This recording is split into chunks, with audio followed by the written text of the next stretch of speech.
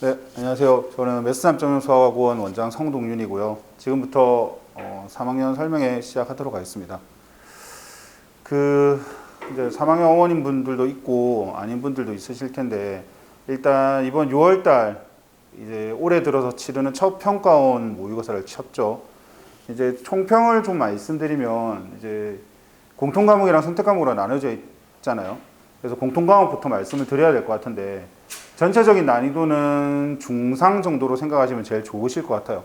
그러니까 그렇게 많이 어렵지도 않았고 그렇다고 마냥 쉬운 시험지도 아니었어요. 그래서 제가 생각했을 때 굳이 난이도 따지면 중상 정도의 난이도였다라고 생각을 하고 있고요. 역시 예상대로 준킬러 문제가 다수 출제됐어요.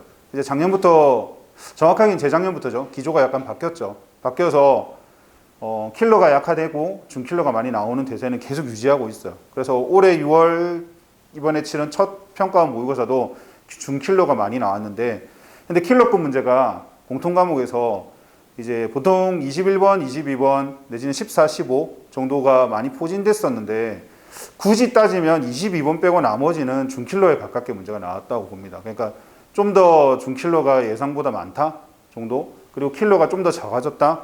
그래서 중상 난이도 문제를 엄청 연습을 많이 해야 되는 상황이 계속 유지되고 있는 것 같아요. 그리고 이거를 그냥 끝까지 하겠다는 의지가 있는 것 같아요. 작년부터 보고 볼 때.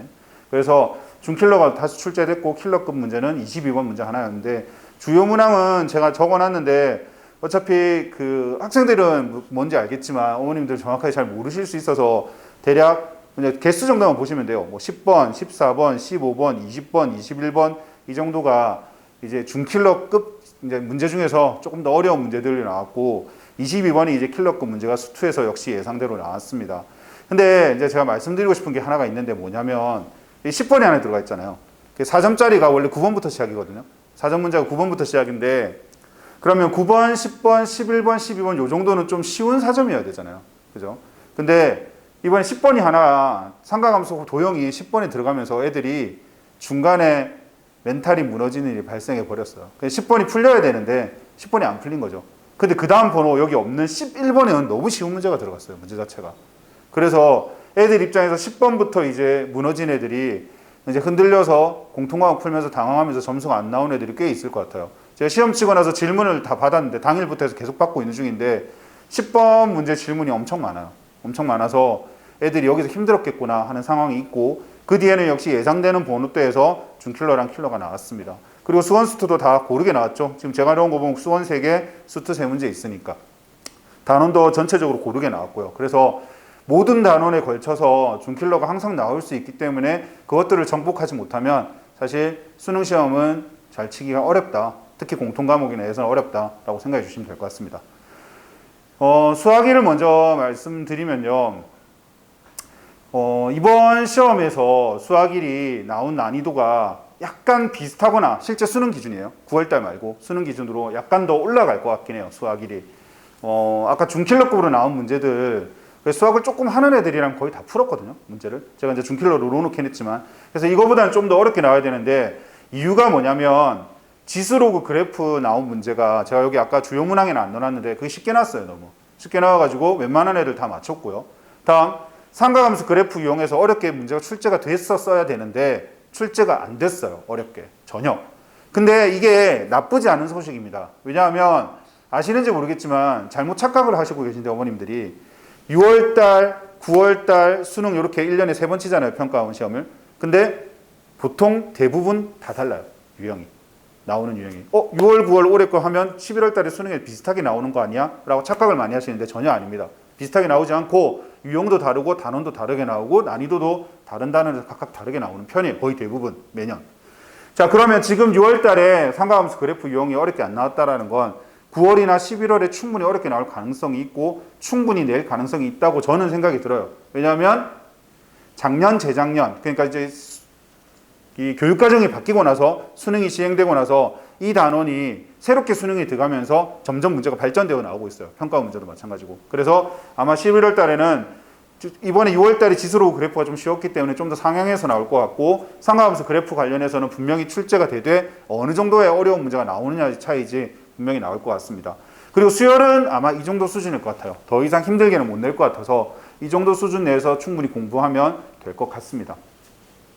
그래서 학습 방향을 어떻게 잡으면 좋을 것 같냐면 지수로그는 현재 하고 있는 과목을 읽지 않도록 그냥 꾸준히 연습만 해주면 될 것 같아요. 그러니까 비슷한 난이도 문제를 그냥 계속 풀이하는 정도 연습만 해도 충분할 것 같고, 문제는 이제 삼각함수죠. 크게 문제가 되는 애들 두 군데가 있죠. 그래프, 헷갈리는 유형, 뭐 개념 정말 많습니다. 애들이 지금 풀으라고 해도 뭐 고3 애들 연습 많이 했어도 잘 못 풀어요. 근데 여기를 이제 애들이 둘 중에 하나요. 포기하거나 나오면, 그러니까 아까 뭐 13번, 14번 이 정도 나오면 애들이 안 풀고 넘어가는 애들도 있고, 왜냐면 힘들 거니까, 아니까 시간 오래 걸리고. 근데 그걸 극복하기 위해서 공부하는 애들이 있기 때문에 우리가 점수를 받으려면 안 할 수가 없어요. 그래서 여기는 나올 가능성이 훨씬 제가 앞서 말씀드린 것처럼 높기 때문에 무조건 헷갈리는 개념이 있으면 다시 처음부터 공부하더라도 정확하게 공부하고, 그리고 그걸 유형별로 계속 연습을 해야 돼요. 이게 안다고 빨리 풀리지가 않는 그 단원이에요. 알아도 천천히 내지는 오래 걸리는, 문제풀이가 오래 걸리는 문제 유형이기 때문에 무조건 연습을 해야 됩니다. 연습을 해도 어렵기 때문에 해야지만 반드시 정복할 수 있다. 그래서 해야 되고요. 그리고 아까 10번, 6월달은 10번에서 나왔는데, 이제 뭐 사실 삼각함수 활용은 보통 실무라고 하죠. 저희가 실전 모의고사를 풀면 거의 어려운 문항 때 배치가 되는 편이에요. 대부분의 실무들이. 그 이유가 뭐냐면 대부분 예상하기로 삼각함수 활용을 애들이 어려워하니까 중킬러급에서 어려운 문제나 아니면 킬러급으로 낸다라고 예상을 하기 때문에 보통 실전 모의고사를 치면 21번이나 뭐 아니면 15번, 14번 이 정도에 배치가 되는데, 이번에는 그렇지 않았죠. 아까 10번에 배치가 됐었어요. 그래서 아마 이거는 좀 더 어렵게 나올지 않을까라고 생각을 하고 있는데, 그럼 학습 방향을 어떻게 잡아야 되느냐. 도형 공부를 제가 학생들한테도 맨날 똑같이 말하는데, 도형을 만문제, 천문제 풀었다고요. 만문제 풀었다고 합시다. 그렇다고 실력이 늘지 않아요. 절대로 안 늘어요. 그냥 엉덩이의 힘으로 나는 문제수를 늘려서 도형 공부를 하겠다? 절대 안 늘어요. 똑같아요. 맨날 풀어봐요. 스트레스만 받고 발전이 없다는 거죠. 그렇기 때문에 학습 방향을 정확하게 잡아야 되는데, 제가 논리적 시계 적용 연습이라고 했죠. 중등 기하는 좀 다른데 고등, 특히 수능 기준으로 기하만 따지면, 이제 기하에서 제가 말하는 기하는 이 삼각함수 도형 말하는 겁니다. 충분히 논리적 개연성이 있어요. 식을 전개함에 있어서. 자, 그런데 학생들한테 들어보셨는지 모르겠지만 풀이 방법이 엄청 다양해요. 문제 하나를 놓고. 아까 그 10번 문제도 풀이 방법이 정말 많거든요. 여러 개인데 제일 쉬운 풀이 방법을 공부하는 게 의미가 높지가 않아요. 그러니까 내가 기하를 너무 잘해요. 도형을 잘해가지고 딱 그게 눈에 들어오는 애들은 쉽게 공부하면 되겠죠. 근데 대체적인 아이들이 그러지 못해요. 특히 삼각함수 수학 1에 있는 도형은 더더욱. 그렇기 때문에 왜 내가 이 식을 쓰게 될 생각을 했는지, 문제에서 이 조건이 나왔을 때 내가 왜 이 식을 쓰는지, 이 식을 쓰면 그 다음에 내가 어떤 식을 써야 되는지가 수능 기준으로는 어느 정도 정해져 있어요. 풀이 패턴이 약간. 그게 적용할 수 있는 패턴이라고 해야죠. 그렇기 때문에 그걸 가지고 어떻게 내가 논리적으로 내가 왜 이 식을 쓰고 왜 이 식을 쓰고 왜 이 식을 쓸 생각을 했는지를 공부해야지 도형은 납니다. 그래서 많이 풀려고 하지 말고 기출 또는 N제 정도의 문제를 가지고 논리적으로 내가 왜 이 식을 쓰는지를 적용하는 연습을 해야지 무조건 늘어요. 그래서 양이 중요한 게 아니라 어떻게 푸는지가 훨씬 중요하기 때문에 그렇게 준비를 해주셔야 될 것 같습니다. 자, 그리고 수열은 등차수열 관련해서 문제가 이번에는 많이 어렵진 않았어요. 이제 출제가 된 게. 그래서 항상 이게 등차수열 관련해서는 중킬러나 킬러급 문제로 나올 가능성이 언제나 높기 때문에 준비를 좀 더 계속해서 해줘야 되고요. 등비가 빠진 이유는 등비는 거의 계산형 문제예요. 그래서 아까 이 도형이랑 다르게 시간만 투자하면 충분히 잘할 수 있습니다. 그렇기 때문에 시간만 투자하면 되기 때문에 등차수열에 좀 더 집중해서 공부를 해주는 게 좋을 것 같고요. 점화식은 나올 가능성이 항상 높죠. 이번에 나왔지만 또 나올 가능성이 충분히 있다고 봐요. 이번에 나온 문제가 그 15번 문제였는데 최근에 유행하는 스타일로 그대로 냈어요. 평가원에서 계속 꾸준하게 내고 있는 스타일인데, 만약에 나오게 되면 그 비슷한 스타일은 또 안 나올 것 같기는 하고요. 왜냐하면 제가 아까 말씀드렸죠. 계속 다 다르다고, 월마다. 그래서 똑같은 형태는 안 나오겠지만 그 계열의 형태가 몇 종류가 있거든요. 그래서 점화식은 유형별, 종류별이라고 제가 적어놨는데 점화식 내에서도 종류가 여러 개가 있어요. 뭐 최근에 유행하는 게 뭐 증감 수열도 있고, 뭐 교대 수열도 있고, 직접 구해야 되는 것도 있고, 여러 가지가 있거든요. 그런 것들을 유형별로 쪼개서 연습을 해야 돼요. 이번 주는 나 이것만 할 거야 라고 해서 연습하는 식으로 공부를 해야 분명히 늡니다. 그냥 무작정 문제만 푼다고 늘지 않기 때문에 유형을 나눠서 그 테마에 맞춘 풀이법을 익혀서 연습을 해야 된다는 걸 알고 있었으면 좋겠습니다. 자, 수학 2는 지금이랑 비슷할 것 같아요. 내지는 약간 상향이라 적어 놓긴 했는데, 요 정도 수준 정도이지 않을까 싶어요. 지금 나오는 정도 수준. 지금 나오는 것만 해도 애들이 수학 2에서 엄청 틀렸거든요. 아까 14번 그리고 22번이 질문이 제일 많은 문제였어요. 제가 이번 주 내내 이제 저희 반에 있는 고3 인원들이 좀 꽤 되는데 애들이 들고 와서 모든 아이들이 14번, 10이랑 22번을 질문 거의 다 했거든요. 그만큼 그 정도, 그러니까 예전보다는 조금 쉽게 나오고 있음에도 불구하고 사실 예전의 킬러에 비하면 훨씬 쉽거든요, 문제가. 근데도 불구하고 애들이 그만큼 질문이 많기 때문에 아마 지금 정도 난이도 또는 약간 상황 정도 나올 것 같고요. 뭐 비중은 비슷할 것 같고 단원별로 잠깐 보면 극한 연속은 이번에 22번 킬러가 극한이었는데 연속이 전반적으로 좀 약했어요. 6월달 모의고사가. 물론 세부적인 조건은 들어가 있지만 원래 연속 파트가 조건을 하나 들어가면 문제 난이도가 확 올라가는데 그게 좀 없었던 편이라서 그거와 맞춰서 수능은 좀 출제가 되지 않을까. 지금 안 나왔으면 그때 나올 가능성이 높다고 보거든요. 그래서 연속과 관련해서 공부를 좀 잘 했으면 좋겠고 미분법은 제가 그래프 해석이랑 유추라고 해놨는데 이게 참 진짜 저도 가르치는 사람이잖아요. 가르치면서 항상 느끼는 건데 수트는 어떻게 푸느냐에 따라 뭐 풀이 길이도 다르지만 계산 실수량도 완전히 달라져요. 제가 애들한테 항상 그래프에 대한 해석을 통해서 문제를 풀이하는 걸 수능 기준으로는 엄청 중요한 걸 강조하고 또 식을 세우는 것도 뭐 미정계수로 세우는 방법보다는 어떤 그래프의 특성을 이용해서 식을 세우는 걸 강조를 많이 하는데 요즘 애들이 학원을 많이 다녀서 그런지 이해는 잘해요. 설명해주면 듣고 알거든요, 어떤 건지. 근데 정작 자기가 적용해서 푸는 걸 하나도 못해요. 그러니까 애들이 문제를 풀 때 이번에도 제가 애들 푼 시험지를 제가 다 들고 오라고 하거든요, 시험 치면. 그럼 애들 푼 걸 다 보면은 답을 냈어요. 잘 냈어요. 답이 나왔어요. 맞췄어요. 하지만 풀이 과정이 좀 별로라는 거죠. 그러니까 답은 맞지만 풀이 과정이 애들이 어떤 시험 선택을 하게 되면 시험 때 불안하기 때문에 자기가 익숙한 방식으로 선택을 해요. 계산을 하거나 할 때.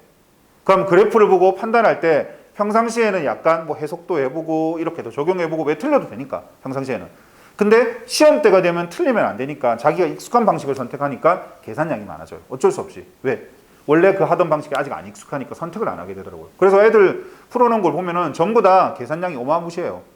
계산이 많이 없어도 됨에도 불구하고. 그래서 그래프를 해석해서 식을 정리해서 계산하는 걸 애들 다 알고 있어요. 몰라서 못 푸는 게 아니에요. 적용을 못 하는 거예요. 그래서 그 적용하는 연습을 꼭 남은 기간이라도 했으면 좋겠고 그래야지 수능 때 빨리 푸는 건 당연하고 계산량이 줄어들기 때문에 실수가 엄청 줄어든다라고 했으면 좋겠어요. 그래서 그렇게 공부를 했으면 좋겠어요. 저희 반 학생 중에 한 명도 풀어놓은 거 보니까 다 잘 풀었어요. 엄청 잘 풀었어요. 근데 마지막에 선택을 계산으로 선택하는 바람에 미지수 하나를 잘못 구한 거예요. 부호가 잘못돼서. 그런 실수가 그 방법을 선택했는데 걔가 그걸 모르느냐? 아니에요. 방금 제가 말한 어떤 그래프를 해석해서 관계를 적용하는 걸 알면에도 불구하고 시험 때 선택을 못 하더라고요. 그래서 결국 틀린 거죠. 계산 실수 때문에.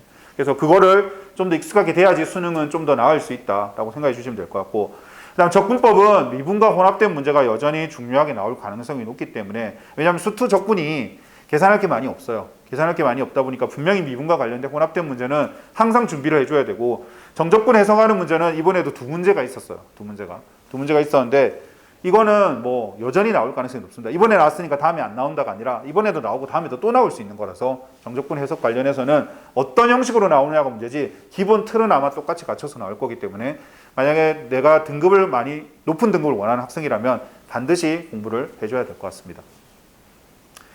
자, 그래서 학습 방향은 극한이랑 연속은 감을 잃지 않도록 계산 판단 연습을 꾸준히 해주는 게 좋고요. 특히 최근에 이번에 22번 나온 그 극한 스타일이 요즘 하도 낼 게 없어요, 수트가. 평가원도 분명히 낼 게 없는데 낼 게 없으니까 이제 극한을 좀 어렵게 해서 이번에 냈는데 다음번에 만약에 이게 나오면 어려운 문제로는 안 나오고 좀 적당한 중킬러급은 나올 수 있을 것 같고 그리고 연속은 앞서 말씀드린 것처럼 분명히 킬러급이나 중킬러랑 합쳐서 나올 수 있기 때문에 감을 잃지 않도록 계산을 연습을 하면 계속 유지를 해야 되고요. 여기 제가 적진 않았는데 연속 같은 경우도 테마들이 있어요.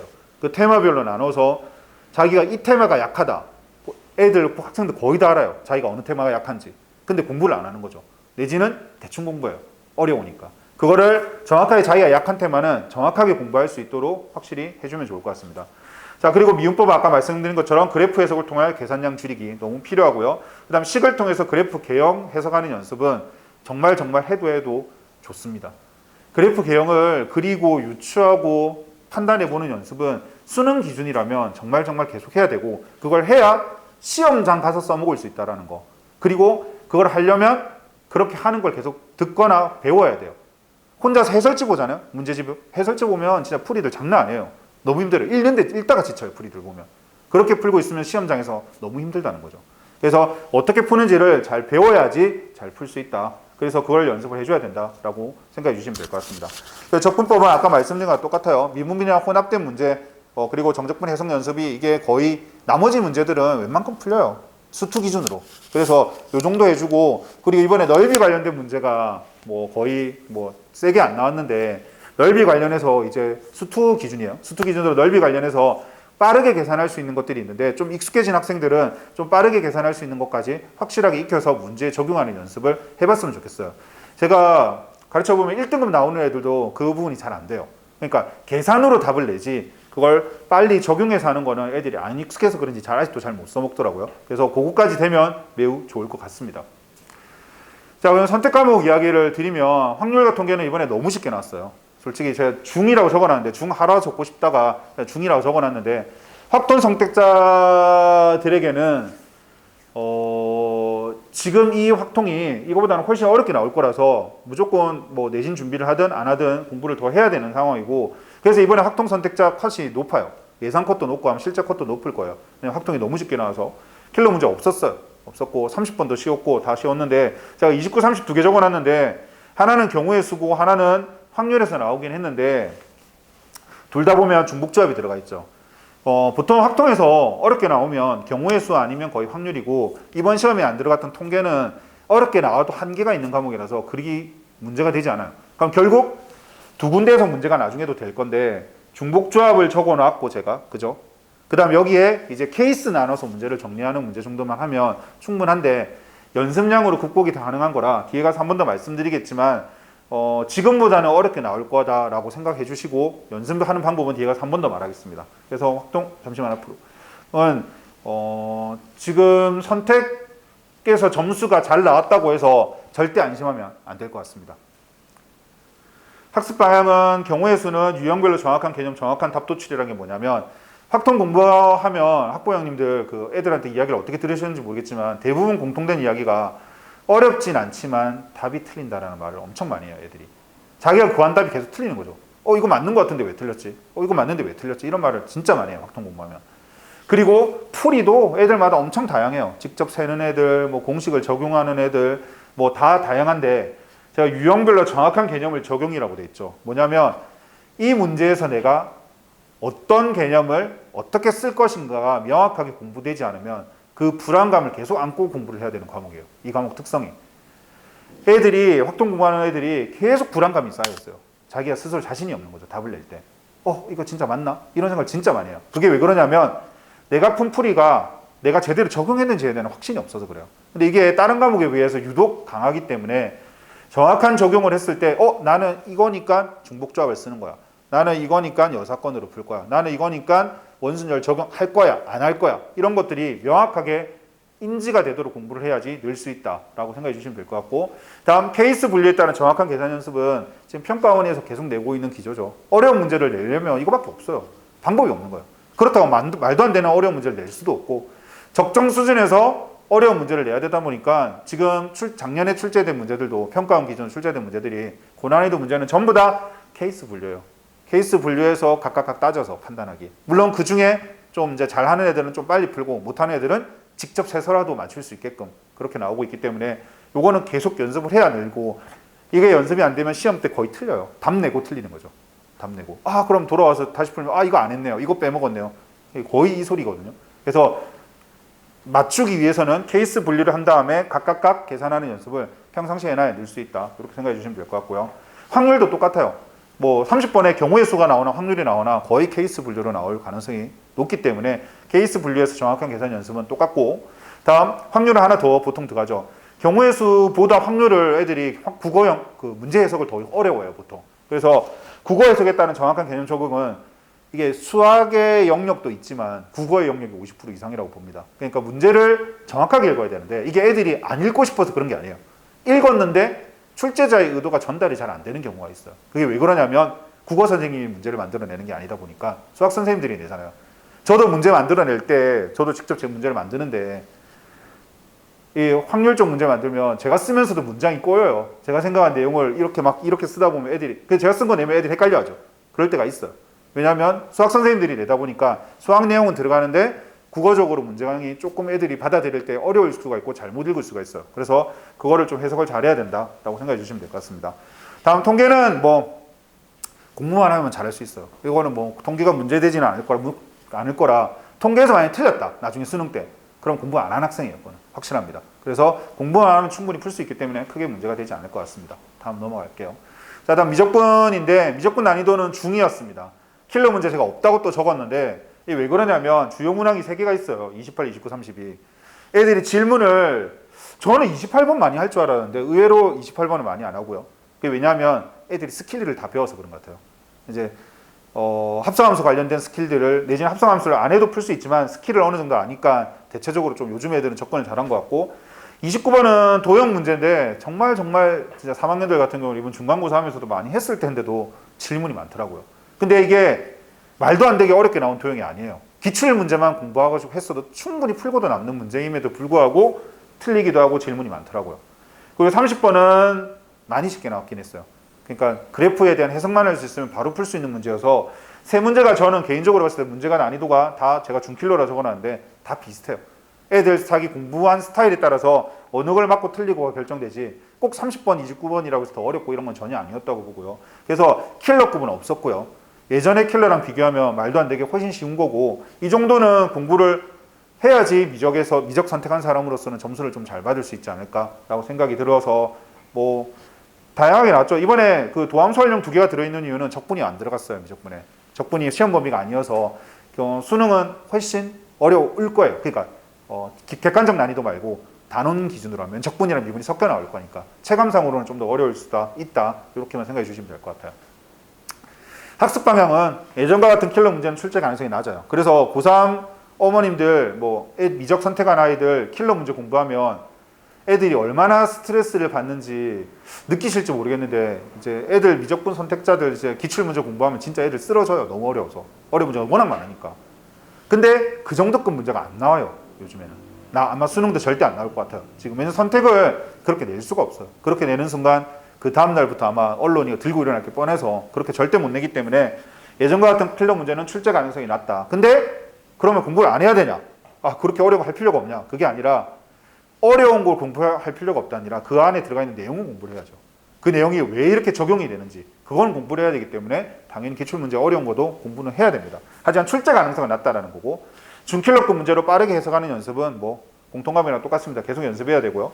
단원별로 잠깐 보면 수열의 극한은 감 유지를 위한 꾸준한 연습. 자, 수열의 극한이 말도 안 되는 킬러 문제로 나올 가능성은 엄청 낮은 편이고 그러면 틀리지 않도록 감은 계속 유지해야 되고 그나마 애들이 도형이 뭐 무한급수에서 만약에 나오게 된다. 근데 그게 지금 예상으로는 29번에 잘 안 나올 것 같기는 한데 29번으로 나오지 않는 이상은 그리 힘들지 않는 도형으로 나올 거예요. 그래서 이 정도는 감 유지를 위해서 꾸준히 연습하면 될 것 같고 그 무한급수 도형도 너무 많아요. 문제가. 기출문 문제만 해도 애들이 다 못 풀 정도로 많아서 그 정도만 계속 풀어주면서 연습해보면 될 것 같고 자, 초월함수 극한은 계산형 문제는 거의 대부분 애들이 문제가 안 될 거예요. 그거는 공부만 하면 돼요. 시간을 들여서. 근데 이제 아까 나왔던 29번처럼 도형 문제 그쵸? 애들이 이것도 사실 똑같은데 제가 아까 수원에서 도형 이야기했던 거 혹시 기억하시나요?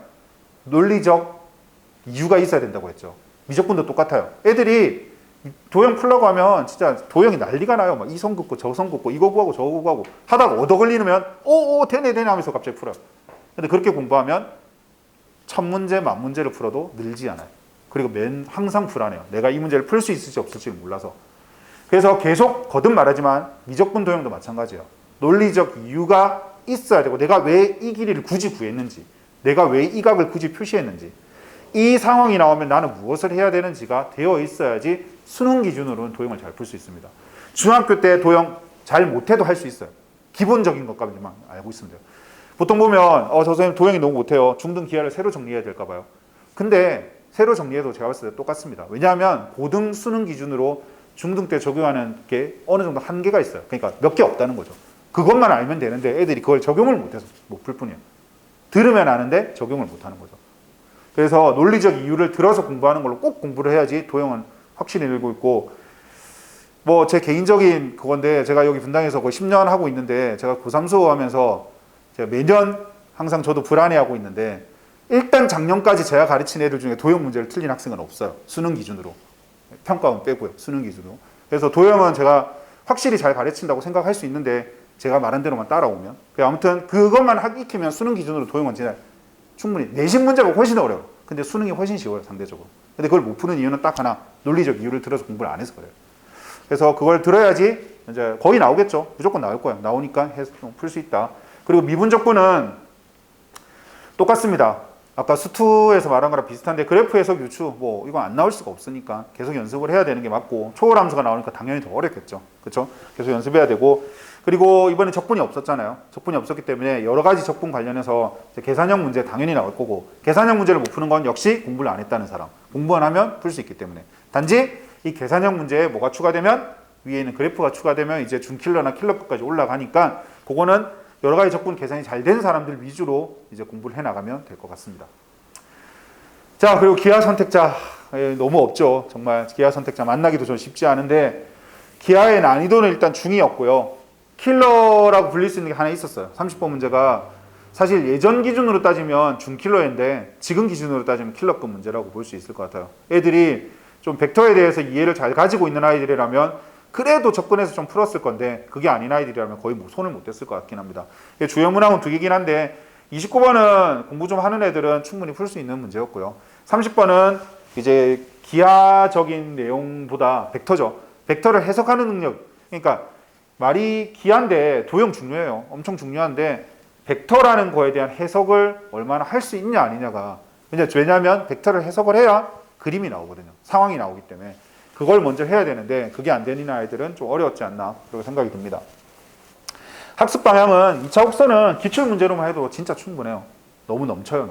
너무 많고 문제가. 이것만 잘 풀어도 뭐 수능 대비에 크게 문제가 없을 것 같고요. 이제 벡터가 문제죠. 벡터. 기본 수능형 실전 개념을 모두 정확히 이해해야 된다고 뭐냐는 게 뭐냐면 벡터 공부하면 제일 처음에 배우는 이제 교과서적 풀이 해석들이 있어요. 방법들이. 그거는 당연히 알고 있어야 되고 거기에 얹어야 될 것들이 많아요. 그러니까 벡터가 사실 대학 가면 이과로 대학 가면 해야 되거든요. 근데 이제 고등 때 이제 선택 과목을 바꾸면서 안 하는 애들도 있는데 그러니까 해석의 여지가 엄청 많아요. 대학 가서도 엄청난 해석을 많이 하는데 그걸 하기 위한 게 바탕이 고등학교 내용에 있다 보니까 해석 연습을 많이 해야 되는데 그 해석을 하기 위해서 수능형 실전 개념이 어떤 건지를 알고 그걸 내가 도형에 어떻게 적용하고 이게 돼야 돼요. 그냥 마냥 문제만 푼다고 늘지가 않습니다. 그래서 실전 개념을 가지고 도형 해석을 하면서 적용하는 연습이 계속 반복적으로 이루어져야지 평면 벡터에서 이제 준킬러급 이상 문제를 편안하게 풀 수 있게 됩니다. 근데 그게 되는 아이들은 너무 편안하게 풀어요, 문제를. 그래서 기하는 어느 일정 수준을 넘어서면 이쪽은 쉽게 풀립니다, 문제가. 미적분이랑 비교했을 때 공부량도 적고 일정 수준만 넘어가면 쉽게 풀리고 이런 장점이 있는데 선택자가 너무 많이 없네요. 다음 공간도형, 이번에 출제가 안 됐죠, 범위가 안 되어서. 근데 여기가 이제 충분히 어렵게 나올 수 있죠, 당연히. 뭐 30번 문제로 벡터 아니면 공간도형에서 나오지 않을까 그리고 다 예상을 하고 있는 거고 공간도형 공부는 기출문제량이 많지는 않아요. 사실 기출문제량이 많지는 않고 왜냐하면 지금 교육과정 전에 공간 벡터라는 게 있었는데 그 공간 벡터에서 어려운 문제가 다 출제가 됐어요. 대부분. 그러다 보니까 그게 다 삭제가 됐어요. 이제 교육과정에서 빠져서. 그러다 보니까 기출문제를 가지고만 했을 때는 공부량이 턱없이 부족해요. 그래서 엔제 시중에 다니는 뭐 인강교재든 뭐 EBS든 뭐든 그 엔제 문제를 가지고 계속 풀이하는 연습을 해줘야 될 것 같습니다. 자, 그래서 일단 6월달 평가원 시험 관련해서 대략 이야기랑 뭐 좀 향후 예상이 어떻게 될지 학습 방법을 좀 이야기해 봤고요. 두 번째는 이제 등급별로 어떻게 좀 공부를 했으면 좋을지 이야기를 좀 해볼게요. 1등급 받은 학생들은 현재의 루틴 유지해도 괜찮을 것 같아요. 뭐 자기가 어느 정도 막 갑자기 뭐 운 좋아서 찍어서 1등급이 나오는 게 아니라 자기가 어느 정도 풀었고 그거에 대한 결과로서 받은 아이들은 현재 루틴을 유지해도 크게 당연히 문제가 없을 거고 그 다음에 실전 모의고사를 이제 대부분 애들이 이제 치르려고 할 텐데 기호에 따라서 정해진 횟수로 연습이라고 적어놓은 이유가 뭐냐면 이제 여름쯤 들어오면 실무의 늪에 이제 애들이 빠집니다. 각 학원들도 다 실무 준비하라고 할 거고 쏟아져 나오는 책들도 전부 다 실무 관련된 건데 이게 이제 제가 오랫동안 가르쳐 보면 실무만 계속 푸는 애들이 결국은 실력이 늘지는 않더라고요. 뭐 유지는 될 수 있죠. 근데 느는 느낌은 아니에요. 이게 수능 기준으로는. 그래서 실무를 풀면 애들이 점수가 나오잖아요. 그리고 내가 뭔가 이걸로 평가를 확실히 받은 것 같고, 학부모 일도 마찬가지지만, 그러다 보니까 계속 하려고 해요. 그래서 점수 안 나오면 기분 안 좋고, 점수 잘 나오면 막 기분 좋았다고 왔다 갔다 하고 막 애들. 근데 그게 실력 증진은 되지 않더라고요. 그래서 적당한 건 당연히 해야죠. 그래서 정해진 횟수로만 좀 연습을 하면 되고, 너무 거기에 매몰돼서 많이 할 필요는 없을 것 같습니다. 1등급의 경우에도요. 그래서 자기 기호에 따라서 횟수를 정해서 딱 그만큼만 풀면 될 것 같고, 자신 있는 단어는 당연히 엔제풀이 해야죠. 뭐 기출문제야 이제 답이 나올 정도로 공부가 되어 있는 아이들일 거기 때문에 엔제풀이 하면서 여러 가지 접근법. 하루에 막 문제를 너무 많이 풀려고 하지 말고, 문제 하나 놓고 이렇게도 풀어보고 저렇게도 풀어보고 접근 방법을 여러 개 가지면서 공부를 해보면 좋을 것 같고요. 그리고 아까 앞에 제가 학습 방법으로 그런 거 있잖아요. 단원별로 감을 잃지 않고 뭐 계산 연습을 계속 유지해야 된다. 이런 것들 단원은 일정 문제를 규칙적으로 정해놓고 푸는 거죠. 그럼 오늘은 내가 뭐 미적분의 적분 쪽을 엔제 문제를 한 뭐 5개도 사실 많긴 한데 제가 봤을 때 5개 풀고, 대신에 수투에 뭐 좀 극한 연습을 해놔야 되니까 그런 거는 한 20개를 푼다. 이런 식으로 계산 연습을 해야 돼서 감을 유지해야 되는 건 조금 개수를 정해서 많이 풀고, 그리고 어려운 단원들은 조금 하루에 문제수를 많이 하려고 하지 말고 한 문제를 놓고 어떻게 풀지에 대한 고민을 많이 하는 게 좋지 않나라고 생각이 들고요. 자신 없는 단원은 당연히 자기가 정해서 주제별로 개념 다시 정리하고 그 다음에 적용하는 연습. 자신 없는 단원은 이게 자신 없다는 게 완전히 모르진 않을 거라서 부족한 부분이 애들이 느껴지는 부분이 있어요. 그걸 자기가 모르겠다. 뭐 선생님 저는 연속이 좀 잘 안 되는 것 같은데 어떻게 해야 될지는 잘 모르겠어요. 기본 내용은 알고 있는데. 그러면 학원의 도움을 받아요. 솔직히 현실적으로 학원 가서 선생님한테 달라고 해야죠. 저 이거 약한 부분인데 이거 관련 잘해주세요. 요구해갖고 받아서 연습해야 됩니다. 그런 학원으로 가시면 되고요. 자, 다음 넘어가겠습니다. 2등급은 일단 취약 단원을 정확하게 알아야 돼요. 2등급 나오는 애들은 잘하는 데가 있고 못하는 데가 있고 어느 정도 있어요. 애매한 단원도 있을 수 있지만 대체적으로 자기가 자신 있어 하는 부분과 자신 없어 하는 부분이 확실히 어느 정도 있기 때문에 취약 단원을 일단 정확하게 분석을 해야 되고요. 자기가 모르면 어느 학원이 됐건 자기 그 취약 단원을 알게 해주는 곳에 가서 정확하게 아는 게 중요해요. 그래서 거기에 맞춰서 공부를 해야 됩니다. 그래서 그렇게 안 하면 등급 절대 안 올라요. 계속 똑같이 나올 거예요. 좀 못 치면 떨어지고. 그래서 취약 단원을 좀 정확하게 알아야 되고, 문제풀이 양을 늘려야 할 단원이라고 제가 적어놨는데, 아까 1등급 때랑 마찬가지로 일정 문제수를 정해서 규칙적으로 풀어야 되는데, 해당 단원은 역시 자기가 잘 하는 단원이겠죠. 잘 하는 단원은 감을 유지해야 되기 때문에 그거를 계속해서 유지시킬 수 있는 정도의 양으로만 딱 정해서 계속해서 문제풀이 양을 유지시켜 주는 게 좋을 거고요. 개념 적용을 연습해야 하는 단원은 잘 모르는 단원이죠. 뭐 아까 연속을 제가 예를 들어 곱함수의 연속 정말 중요한 주제도 정말 잘 나와요. 엄청나게. 근데 못하는 애들 많아요. 그게 뭐냐면 중요하고 잘 나오는 거 뻔히 아는데 못해요. 이상하지 않나요, 어머님들? 왜 중요하고 잘 나오는데 왜 애들은 못할까? 연습을 안 해서 그래요. 내지는 자기가 풀고 싶은 대로 풀어요. 그래서 그런 단원들은 정확하게 어떻게 해야 되는지 개념 적용을 알고 그거를 문제에 어떻게 적용하는지 그 체화 과정이 반드시 요구돼요. 이거를 일주일 동안 해도 돼요, 사실. 확실히 알 수만 있다면. 근데 애들은 그렇게 하지 않아요. 보면 이거 또 나왔네. 나 잘 못하는 건데. 반응이 이래요. 잘 못하는 거면 잘하도록 해야 되는데 그걸 잘 못한다고 그냥 인지하고 넘어가요. 그리고 시험 때 또 틀려요.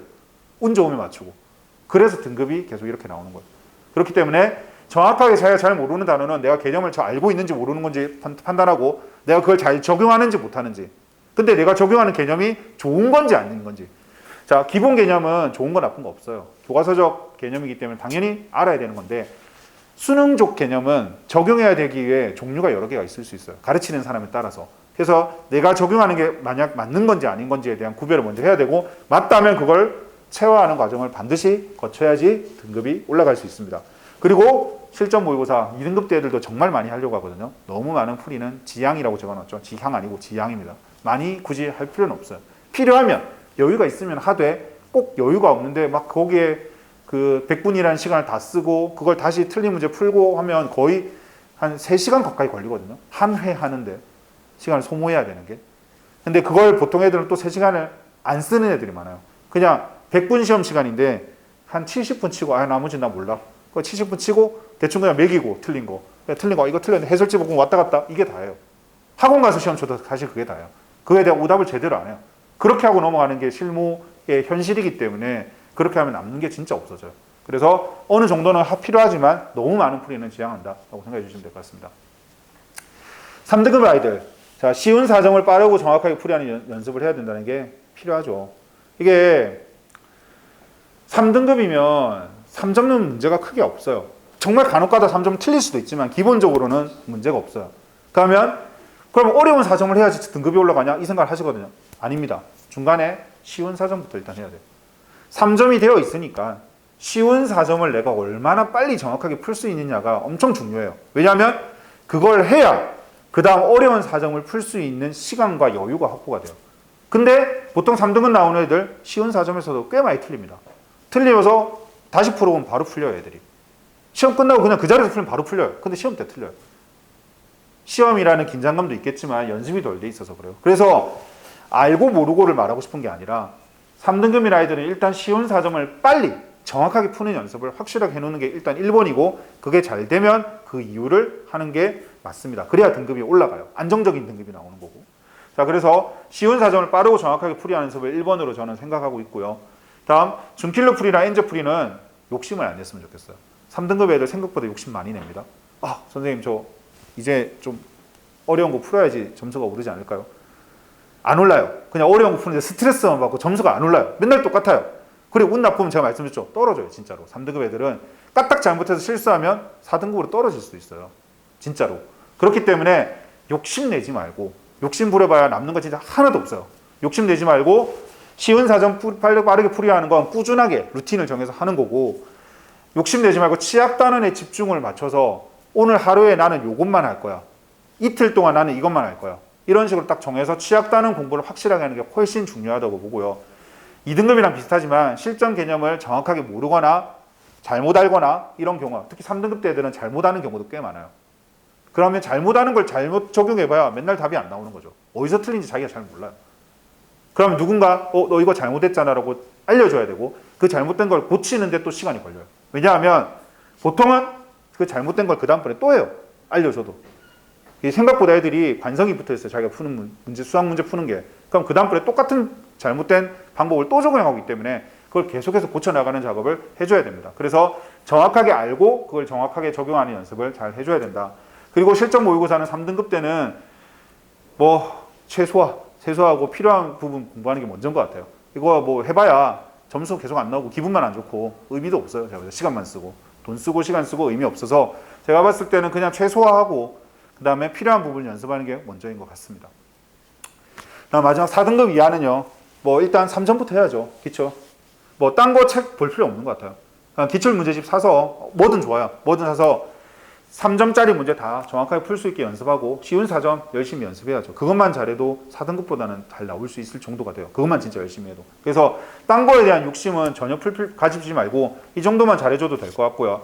3점도 힘들게 풀으려는 단원이 있을 수 있어요. 4등급 이하는. 어떤 특정 단원은 3점짜리가 나와도 어려워할 수 있단 말이죠. 그거는 또 그 단원에 집중력 있게 공부를 해줘야 돼요. 이게 자존심의 문제가 아니에요. 저 이거 알고 있는데요, 이거. 3점 이거. 의미 없어. 이렇게 애들 진짜 많이 말하는데 직접 딱 풀리잖아요. 못 풀어요, 애들. 그러니까 내 앞에서 설명해봐. 이러면 애들 당황하기 시작해요. 헛소리예요, 막 혼자서. 그렇기 때문에 뭐 욕심내는 게 욕심내봐야 아무 사내들 도움도 안 되고 점수 올라가지도 않고 등급도 안 올라가고 무조건 자기가 못하는 걸 인지하고서 어떤 부분을 못하는지 그리고 그걸 확실하게 하기 위한 연습이 제일 중요하고요. 실무풀이는 진짜 아예 그냥 안 해도 될 것 같습니다. 그리고 진짜로 의미가 없어서 가서 깔아주는 애들밖에 안 돼요. 가면. 그래서 의미도 없고 굳이 하고 싶으면 하프 모의고사 정도. 왜냐면 시간 관리는 연습해야 되니까 하프 정도로만 해도 충분히 될 것 같습니다. 그래서 일단 등급별로 대략을 알아봤는데 뭐 제가 한 이야기가 대체 어머님들도 뭐 그렇게 생각한다 정도고 제가 말하면 역시 그렇게 해야 되겠구나 이 정도 생각하실 수도 있는데 아시겠지만 아는 거하고 현실적으로 우리 애가 하거나 내지는 시키는 거는 별도의 문제예요. 다른 문제예요. 실제로 그렇게 시키는 것도 어렵고 애들이 하는 것도 어렵고 제가 아까 말한 뭐 루틴 있게 뭐 계산풀이 연습을 하자 말이 그렇지 애들이 루틴 있게 할 리가 없어요. 맨날 애들 계획표 작성하잖아요. 뭐 어머니들도 어렸을 때 다 똑같으셔서 저는 마찬가지. 저도 맨날 계획표 썼거든요.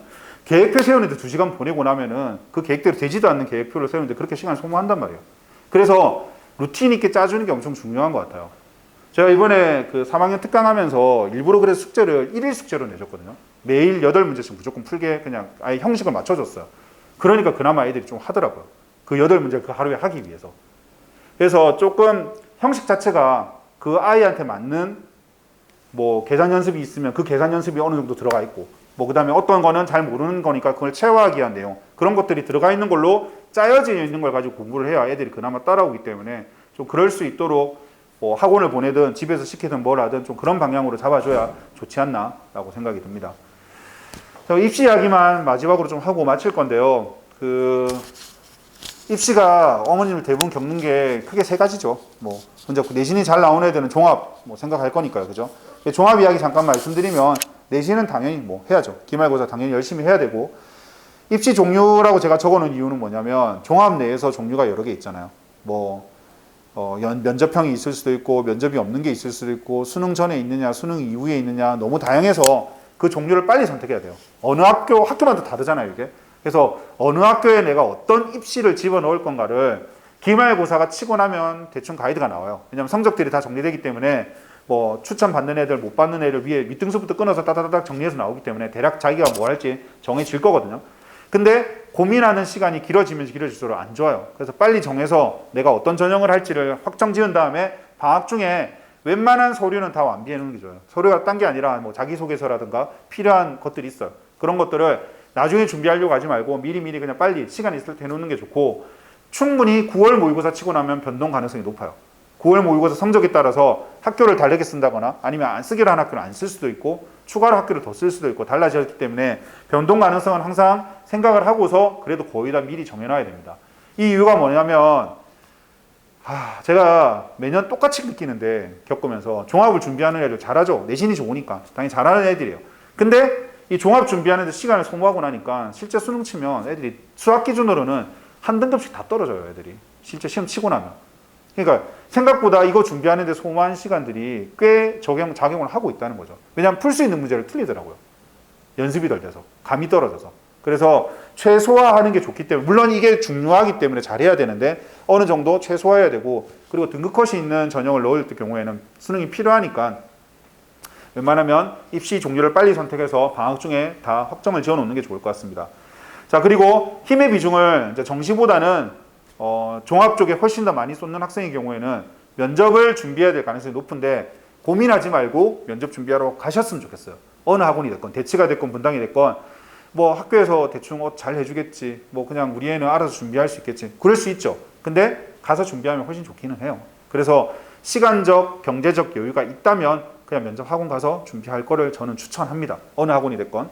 자, 그래서 면접 준비는 방학 중에 특히 좀 확실했으면 좋겠고, 원서 접수하고 나면은 그다음부터는 고민하지 말고 그냥 정시에 집중하고, 어차피 면접 학원들도 이때 수능 전 면접 치는 학교가 아닌 이상은 잘 안 부르거나 힘을 그렇게 쓰라고 안 할 거예요. 다 공부하라고요. 이때들 원서 쓰고 나면 다 수능 공부하러 가니까 어떻게 될지 모르니까 일단 정시에 집중하는 게 맞지 않나 생각이 듭니다. 그리고 논술 준비하는 학생들 있죠. 이제 논술이 참 어려워졌어요, 예전보다. 그러니까 문과 계열은 사실 비슷해요. 문과 계열은 어차피 문과 논술이고, 뭐 경제학과나 어차피 학교에 몇몇 이제 수리 논술이 들어가는 문과 계열을 준비하지 않는 이상은 어차피 글쓰기라서 저는 문과 계열 아이들이 논술 버리는 건 이해가 안 돼요. 제가 뭐 글 쓰는 걸 전문적으로 하는 사람은 아니지만 이게 학습 능력으로 되는 애들도 있고 애초에 타고난 애들도 있고 뭐 이게 다양하더라고요, 애들 보면. 근데 문과 논술은 진짜 등급컷만 맞추고 나면 어떤 일이 벌어질지 모른다가 제 개인적인 생각이에요. 가서 쓰면 되는 거잖아요, 열심히. 물론 몇 번 해도 안 되는 애들은 가능성이 높고 뭐 잘하는 애들은 가능성이 높겠지만 어떻게 될지 모르기 때문에 내가 6개 수식 카드를 쓰는데 나는 종합을 쓸 게 거의 없다. 근데 논술 너무 안 되겠지. 안 쓸 거야. 저는 이해가 안 돼요. 원서비 아끼는 게 목적은 아니잖아요. 학원비보다 훨씬 싼데 솔직히. 그죠? 그래서 저는 뭐 굳이 기회를 날리는 건 이해가 안 돼서 그냥 뭐 내가 종합 쓸 거 빼고 남는다. 그럼 무조건 논술을 다 썼으면 좋겠어요, 문과 애들은. 그래서 문과 계열로 갈 학생들은 그냥 굳이 버릴 이유가 없어서 다 쓰되 등급컷 맞춰야죠. 등급컷만 맞춰도 가능성이 엄청나게 높아지거든요.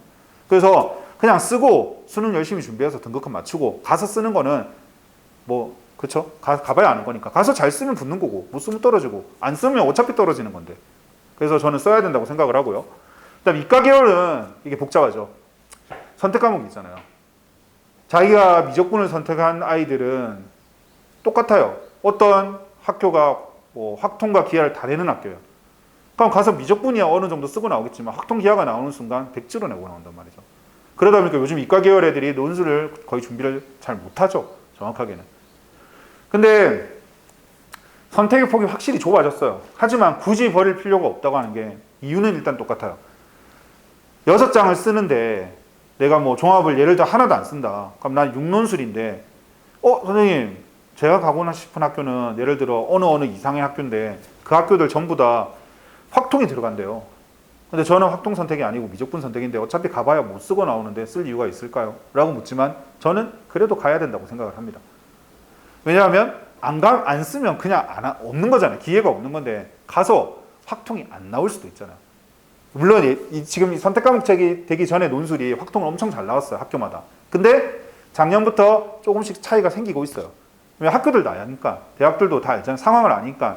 그럼에도 불구하고 논술 과목에서 학교마다 이제 확통이 안 들어가는 학교, 뭐 기하가 안 되는 학교, 뭐 다 들어가는 학교 정말 다양한데 그런 거 저런 거 고민하지 말고 카드가 남으면 6장 중에 카드가 남으면 저는 그냥 그래도 써서 가볼 걸 추천하고요. 왜냐하면 이과도 마찬가지예요. 등급권 맞추면 가능성이 엄청 높아진단 말이에요. 합격 가능성이. 그러면 그 높아진 거 상태에서 내가 공부한 게 나올 수도 있고 어떨지 모르는데 굳이. 왜냐하면 다른 애들도 상황은 똑같아요.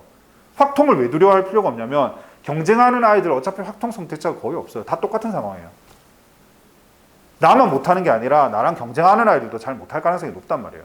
그렇기 때문에 내가 안 했다고 해서 굳이 선택을 안 할 이유가 없고 일단 가서 최선을 다해서 쓰고 나오는 게 훨씬 더 합격 가능성이 생기지 않나 라고 생각이 들기 때문에 버릴 바에는 쓰는 게 맞다라고 생각하고 당연히 논술 올인이 아니면 논술 올인 거의 없을 거라서 현역들 중에 정시에 더 배분 여유 있는 쓰고 여유를 하고 여유 있으면 논술을 하는 게 맞기는 해요. 왜냐하면 거의 이제 재수생들한테 밀릴 게 거의 확실하기 때문에 그래서 올인은 거의 없을 것 같고 그게 아니라면 정시에 더 배분하고 여유 있으면 하자 이렇게 생각해 주시면 될 것 같습니다. 네, 다음 마지막으로 정시인데요. 아시겠지만 뭐 이런 거 저런 거 다 필요 없습니다. 무조건 수능 점수죠. 내신 들어갑니다. 내신 들어가는 학교들이 있어요. 한 10%라고 하는데 실제로 영향이 거의 없어요. 기본 점수라는 게 있어요. 예를 들어 1000점 만점에 내신이 100점이고 수능이 900점이라고 하면 내신이 100점이야? 그럼 100점에서 조금만 점수가 밀려도 안 되는 거 아니야? 라고 생각할 수 있겠지만 기본 점수가 뭐 100점 중에서 한 80점, 90점이고 그리고 나랑 경쟁할 아이들 있잖아요. 다 비슷해요. 어차피 내신. 그래서 크게 상관이 없기 때문에 무조건 수능 점수로 결정된다고 생각하시면 될 것 같고 당연히 뭐 제가 수학학원 원장이어서가 아니라 수학 점수가 진짜 결정을 해요. 간혹 국어가 정말 어렵게 나오는 해가 있을 수 있어요. 이번 6월달이 국어가 어려웠거든요. 그래서 국어가 정말 어려우면 국어가 점수가 깡패가 되는 경우가 간혹 있긴 한데 그럴 때도 수학 점수가 중요해요. 왜냐하면 대체적으로 나랑 경쟁하는 애들은 국어가 비슷할 가능성이 좀 높은 편이에요.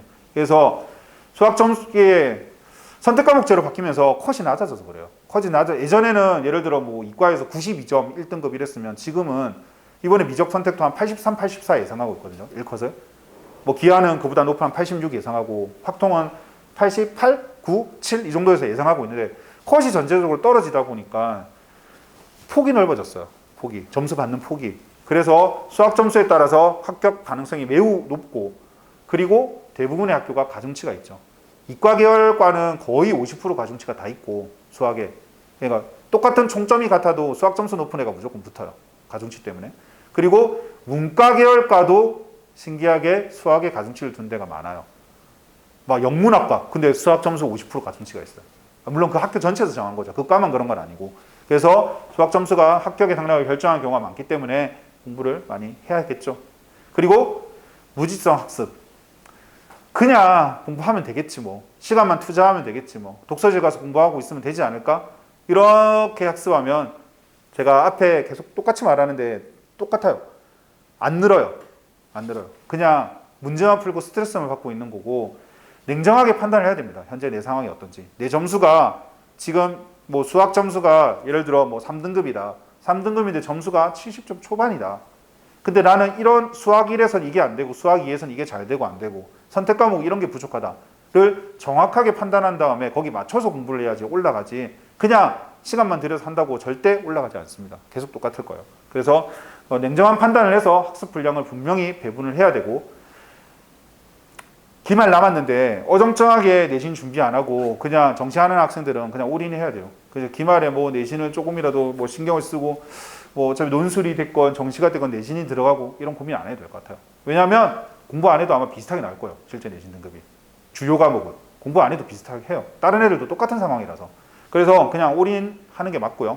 학습 계획은 정시니까 좀 월별로 말씀을 드리면 남은 6, 7, 8월은 당연히 취약 과목 단원에 무조건 집중해서 학습하는 게 맞아요. 전체적인 학습은 뭐 여유가 되면 당연히 하되 취약 단원부터 확실히 안 하면, 왜냐하면 9월부터는 그럴 여유가 전혀 없어요. 생각보다 애들이 9월 달부터 시간을 많이 버려요. 시험이 다가오는데 왜 시간을 많이 버리느냐면 애들이 생각보다 집중을 잘 못해요. 시험이 다가올수록. 왜 어머님들 그러지 않나요? 시험만 다가오면 평소에 관심 없던 것들에 막 관심이 생기고 시험 끝나면 다음날부터 관심이 없는데 그 기간에는 이상하게 관심이 가고 좀 더 검색해보고 막 이런 게 생겨요. 애들도 똑같거든요. 그래서 9월달 이후가 되면 애들이 독서실에 가서 앉아있어도 앉아있는 게 아닌 애들도 꽤 많아요. 집중이 안 돼서 생각보다. 그래서 6, 7, 8월에 약한 단어는 확실하게 해야 됩니다.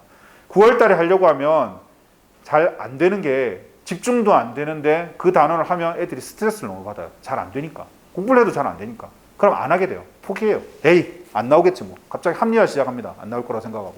그렇기 때문에 6, 7, 8월에 안 되는 단어 내지는 안 되는 과목, 약한 부분, 유형, 전부터 정리가 최대한 다 하는 게 좋고 9월 이후로는 등급이 잘 나오는 애들은 계속 엔제나 실무 위주로 공부를 해주면 될 것 같고요. 9월 이후에는. 그 다음에 등급이 좀 애매하게 나오는 애들은 다시 기출문제로 복습하는 거 무조건 추천입니다. 기출문제를 다시 보면 또 새롭게 보여요. 새로 방학 때 공부를 하고 9월 달부터 다시 보잖아요. 전에 봤던 문제가 다른 시각으로 보이기 시작해요. 그걸 느껴야지 자기가 공부를 한 학생이 되는 거예요. 그걸 못 느끼면 헛공부한 거죠. 방학 동안. 시간만 들이고. 자, 그래서 9월 이후로는 다시 기출문제로 점검을 하고 모의고사는 어느 정도 자기 실정에 맞게 병행을 해주면 될 것 같습니다. 네, 일단 여기까지 제가 설명해 준비를 했고요. 일단 뭐 들어주셔서 감사하고 혹시 궁금한 거 있으면 답변을 해드릴 테니까 보고 하고 마치는 걸로 하겠습니다. 네, 감사합니다.